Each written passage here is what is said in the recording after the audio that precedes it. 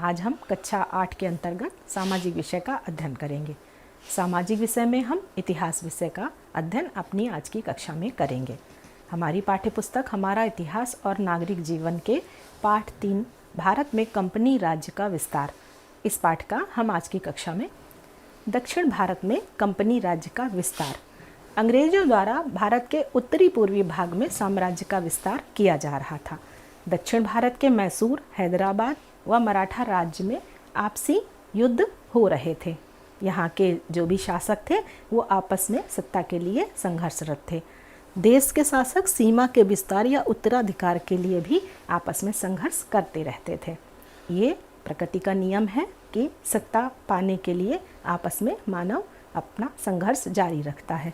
कमज़ोर शासकों द्वारा अंग्रेज़ों की शरण लेना। जितने भी शासक कमज़ोर थे, जिनके पास धन की कमी थी या शक्ति की कमी थी, वो अंग्रेज़ों के साथ मिल जाते थे, जिससे कि उन्हें शक्ति और धन दोनों की प्राप्ति हो सके। इसी कूटनीति के तहत अंग्रेज भारत के अनेक शासकों को अपने कंपनी राज्य के विस्तार में शामिल कर लेते थे और सहायता के नाम पर दूसरे शक्तिशाली राजाओं के साथ युद्ध के लिए विवश करते थे और उनको अपनी शक्ति के माध्यम से हराकर अपने कंपनी राज्य का विस्तार शनय शनय करते जा रहे थे। और इस प्रकार दक्षिण भारत में कंपनी राज्य का विस्तार होता चला जा रहा था।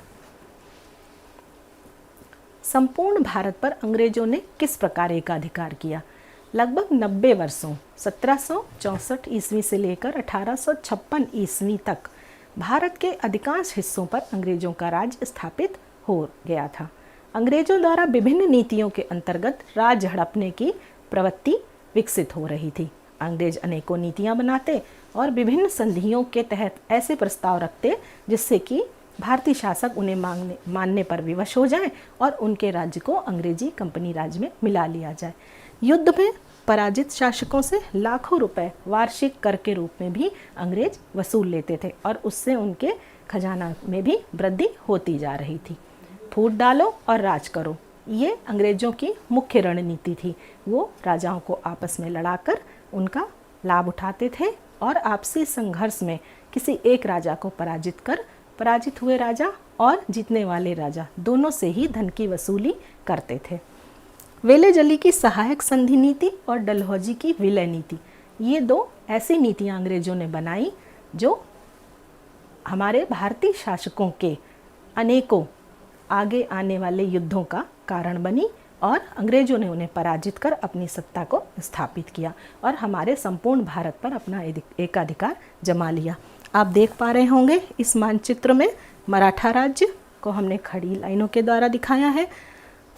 फारसी सीमांत जो बेड़ी हैं, तिरछी हैं, और परवर्ती मुगल साम्राज्य को हमने बिंदु के द्वारा दिखाया हुआ। ऐसा मानचित्र आपको अपनी पाठ्यपुस्तक में भी देखने को मिलेगा और इससे हम जान पा रहे हैं कि अंग्रेजी राज्य कहाँ कहाँ हमारे भारत में उस समय साम्राज्य फैलाने की ओर अग्रसर थे। अब जानते हैं मैसूर राज्य के बारे में। मैसूर की सेना में एक साधारण अधिकारी था जिसका नाम था हैदर अली। 1761 ईस्वी में मैसूर राज्य पर हैदर अली ने अपनी शक्ति और बहादुरी के बल पर अधिकार कर लिया। आप चित्र में हैदर अली का चित्र भी देख पा रहे होंगे। बिदनूर, सेदा, सुदा, कन्नड़ और मालाबार के इलाकों को हैदर अली ने अपनी शक्ति से जीत लिया था और उस पर उनका कब्जा हो गया था। मालाबार की जीत से हैदर अली की सत्ता का समुद्र तट तक विस्तार हो गया था। उस समय हैदर अली की शक्ति का परचम पूरे भारत पर लहरा रहा था। अंग्रेजों और हैदर अली के मध्य में अनेकों संघर्ष हुए और उनके बारे में ही हम आज के अपने इस पाठ में अध्ययन करेंगे। मैसूर में कितने युद्ध हुए, इनको आप इस तालिका के माध्यम से जान सकते हैं। प्रथम आंग्ल मैसूर युद्ध 1767 ईस्वी से लेकर 1769 ईस्वी तक चला। द्वितीय आंग्ल मैसूर युद्ध 1780 ईस्वी से लेकर 1784 ईस्वी के मध्य हुआ। तृतीय आंग्ल मैसूर युद्ध 1790 ईस्वी से लेकर 1792 ईस्वी तक चला और चतुर्थ आंग्ल मैसूर युद्ध 1799 ईस्वी से चला। आप देख पा रहे होंगे इन तिथियों को। विभिन्न ये 4 मैसूर युद्ध अंग्रेजों द्वारा मैसूर के शासकों के साथ में किए गए। अब विस्तार से जानते हैं प्रथम आंग्ल मैसूर युद्ध के बारे में। अंग्रेजों द्वारा हैदर अली के विरुद्ध निजाम, मराठों और कर्नाटक के नवाब को एकत्रित कर लिया गया और हैदर अली चूँकि शक्तिशाली था, उसको हराना आसान नहीं था, तो अंग्रेज़ों ने अपनी कूटनीति में इन शासकों को अपने साथ मिला लिया, जिनमें निजाम, मराठे और कर्नाटक के नवाब शामिल थे। हैदर अली द्वारा मराठों को धन तथा निजाम को प्रदेश का प्रलोभन भी दिया गया, जिससे कि वो अंग्रेज़ों के साथ ना मिले। कर्नाटक पर आक्रमण तथा 1.5 वर्ष तक युद्ध चला। अंग्रेज़ों ने ऐसे युद्ध छेड़े जिससे कि अनेकों समय तक युद्ध चलते थे और यह युद्ध 1.5 वर्ष तक चला। हैदर अली ने अपनी शक्ति के सहारे चेन्नई का घेराव कर लिया। 4 अप्रैल 1769 ईस्वी को हैदर अली तथा अंग्रेज़ों के मध्य में अंत में संधि हुई। जब बहुत दिनों तक युद्ध खिंच जाते थे और कोई भी पक्ष जीतने की स्थिति में नहीं होता था, तो अंग्रेज अपनी कूटनीति का सहारा लेते हुए संधि का प्रस्ताव भेज देते थे और उसमें ऐसे प्रलोभन देते थे जिसे हमारे भारतीय शासक मान ले और उनका लाभ हो सके। संधि में जीते हुए प्रदेशों को लौटाना तथा विपत्ति में सहायता देना भी शामिल रहता था। अंग्रेजों ने इस रणनीति का सहारा लिया और इसमें वो संधि कर लेते थे और विपत्ति में मदद देने और जीते हुए प्रदेशों को, कुछ प्रदेशों को लौटा देते थे और आपस में संधि के माध्यम से उस राजा को अपने साथ मिला लेते थे। अब जानते हैं द्वितीय मैसूर युद्ध के बारे में।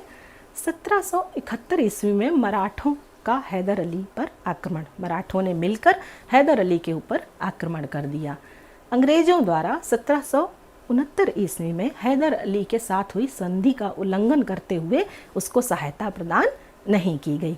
चूँकि संधि हो चुकी थी और अंग्रेज़ों को उस संधि के हिसाब से हैदर अली को सहायता देनी चाहिए, लेकिन अंग्रेज़ों ने ऐसा नहीं किया और यही उनकी कूटनीति का मुख्य नियम होता था।